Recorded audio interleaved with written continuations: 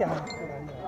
नहीं, ये हमारा उद्देश्य ये था कि इस बहाने हम पूरे ज़िले के अपने समाजवादी पार्टी के जो पुराने लोग हैं, जो 30-40 साल से काम कर रहे थे, उन सबको, बुजुर्ग लोग थे, जो अनुभव वाले लोग थे, उनको भी सम्मानित करें, और जो नौजवान पार्टी से जुड़ा हुआ है उस नौजवान को भी इकट्ठा करके उसको भी मार्गदर्शन देने का काम करें। इसीलिए आज ये हमने कार्यक्रम आयोजित किया था। और आपने देखा होगा हज़ारों लोगों की जो भीड़ आई है, ये सब अभियान हमारा है कि जो 2019 है उसके लिए हम अपनी कैसे तैयारी करें, जिससे हमारे राष्ट्रीय अध्यक्ष जी अखिलेश यादव जी का जो सपना है वो पूरा हो सके। आज इस वर्तमान समय में जो सपा और सपा का गठबंधन हुआ है, अब निचले स्तर पर कैसे देखते हैं उसको? नहीं, ये बहुत बढ़िया है। हम लोगों के बीच में कहीं कोई वो नहीं है। हम लोग मिल चुके हैं, आगे भी हम लोग एक साथ संयुक्त बैठकें करेंगे, सपा और बसपा के लोग। और हमारा मिशन एक ही है कि इस बेईमान, झूठी, लफंगों की, लफाजेबाजों की सरकार देश से जाए।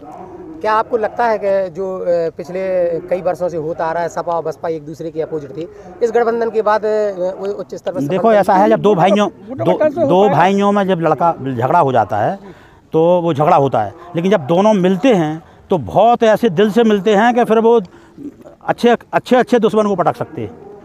तो हम लोग मिले हैं, सपा बसपा के लोग, हम लोगों का मनभेद भी नहीं है, हम लोगों की विचारधारा लगभग एक है। गांधी, लोहिया, अम्बेडकर, सब विचारधाराएं इस देश में लोकतंत्र को जिंदा रखने की विचारधाराएं। हाल ही में जो विधानसभा चुनाव 5 राज्यों में संपन्न हुए, उनमें से बहुत बड़ी मात्रा में एक नोटा उभरा है।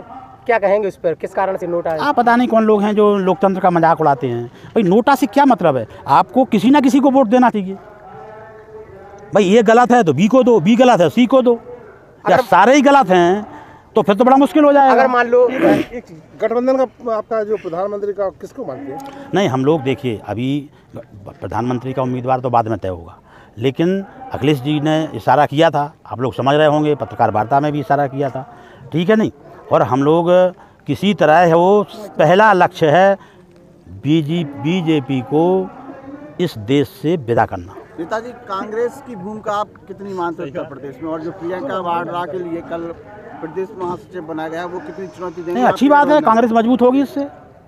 तो कांग्रेस मजबूत होगी तो वो नुकसान किसका करेगी? आप लोग जानते हैं, कांग्रेस मजबूत होगी, बीजेपी कमज़ोर होगी। बीजेपी मजबूत कम हुई जब कांग्रेस कमज़ोर हो गई। नहीं, तो ये क्वेश्चन, जैसा आप जानते हैं कि गाँव में जहाँ तक हरिजन एक्ट, हरिजन और यादवों का ज़्यादातर लड़ाई होती है, उस पर हरिजन एक्ट लगते हैं। और अगर सर्वेक्षण देखा जाए तो 70% यादवों पर ही एसटी एक्ट लागू होता है। और आज आप लोग से समझौता कर रहे हैं, कैसे? नहीं, ऐसा नहीं है, ऐसा नहीं है। प्रचार तंत्र है, ये मीडिया बोलता है ज़्यादा, और जो तथाकथित जो भाजपाई लोग हैं वो लोग बोलते हैं। ऐसा नहीं है, सभी पे लगता है। और हम तो कहते हैं कि जो गलत काम करेगा उस पर लगना चाहिए। किसी दलित को कोई उत्पीड़ित करे उस पर लगना चाहिए। हम इसके पक्ष में थोड़ी हैं कि नहीं लगना चाहिए। सपा का कार्यकर्ता भी गलत करेगा तो उस पर भी लगवाएंगे।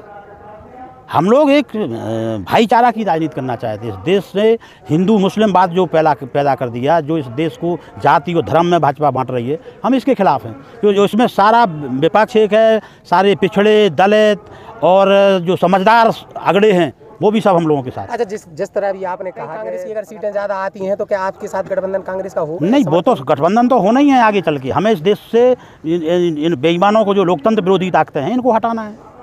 मैंने चुनाव के बाद एक महागठबंधन और बनेगा? नहीं, अभी सब बन जाएगा। अभी आप लोग चिंता मत करिए। अभी आप लोग देखिए फसल कितनी बढ़िया है और खाना खाइए। कार्यकर्ताओं के लिए क्या कहेंगे आप? कार्यकर्ता हमारा पूरी ताकत से जुटेगा। सपा और बसपा के लोग इकट्ठे होके और झांसी ललितपुर लोकसभा सीट पर समाजवादी पार्टी का परचम लहराएगा।